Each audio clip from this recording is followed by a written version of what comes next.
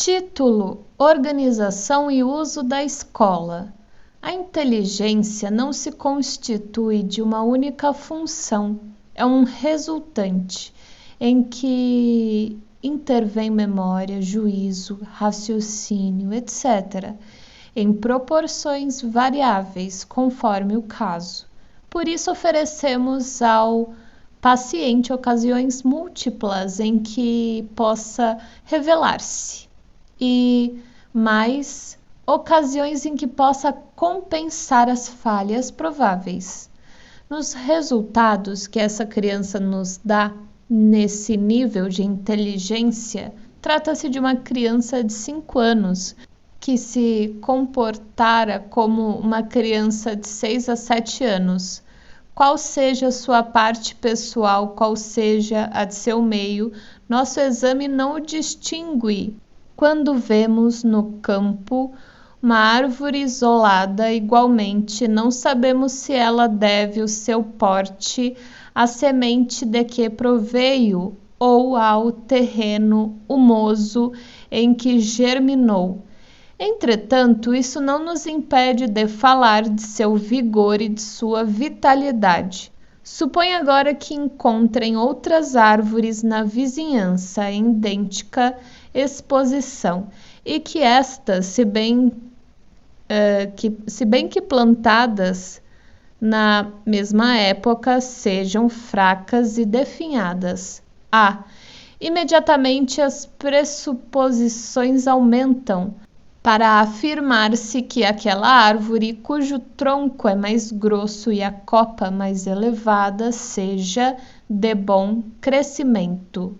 Aumentam as pressuposições de que ela encerra em si uma força própria que lhe assegura o desenvolvimento. Da mesma forma, em relação a essa criança, não sabemos o que há nela de cultura ou de vida, mas se ela não teve um ambiente privilegiado, então aumentam as possibilidades de que o que encontramos seja verdadeiramente devido ao vigor da inteligência.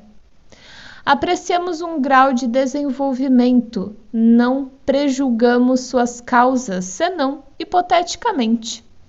Ou mais justamente, não as prejulgamos, senão esclarecidas por outras informações particulares em cada caso.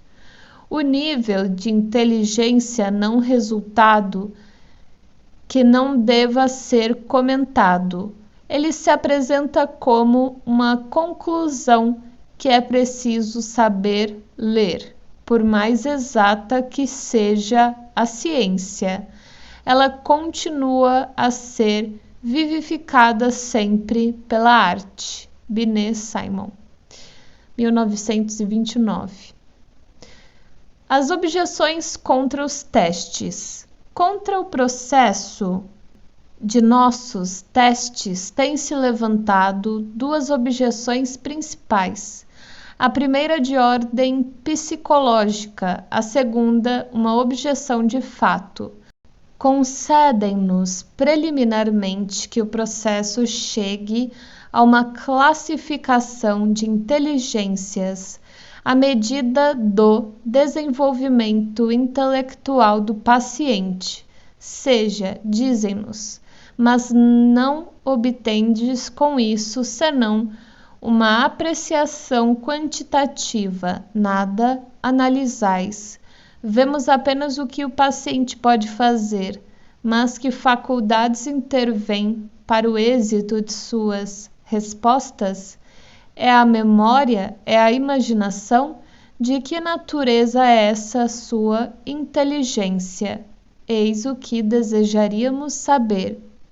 Essa objeção surgiu logo depois do aparecimento de nossa escala e lamento que se renove ainda em artigos recentes.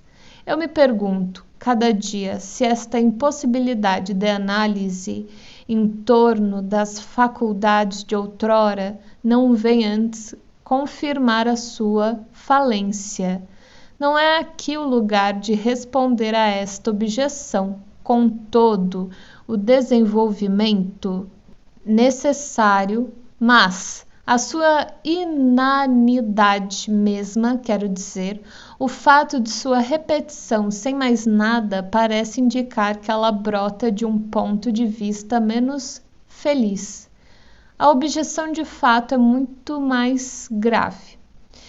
Resume-se no seguinte: são as provas da escala bem seriadas e, em especial, suas dificuldades correspondem realmente às idades indicadas? Não me parece que a esse respeito todas as críticas sejam realmente admissíveis. Frequentemente, os autores que têm desaprovado a posição de uma prova a haviam previamente modificado, muito arbitrariamente, aliás, ou então apreciavam as respostas segundo outro barema. Como os laboratórios americanos assinalaram desde logo, as provas destinadas às idades mais baixas são, em geral, muito fáceis. Em outras palavras, crianças de 2 anos vencem as provas ditas dos 3. Tínhamos sido levados a apreciações indulgentes por muitos motivos, pelas razões que vos lembramos e que tinham acelerado nosso trabalho, a seleção das crianças anormais.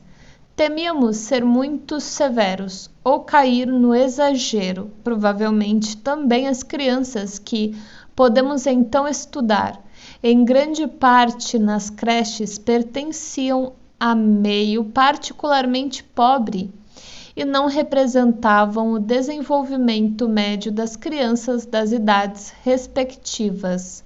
Seja como for, parece exato que, sem haver profundas modificações, uma deslocação quanto às idades pode ser feita.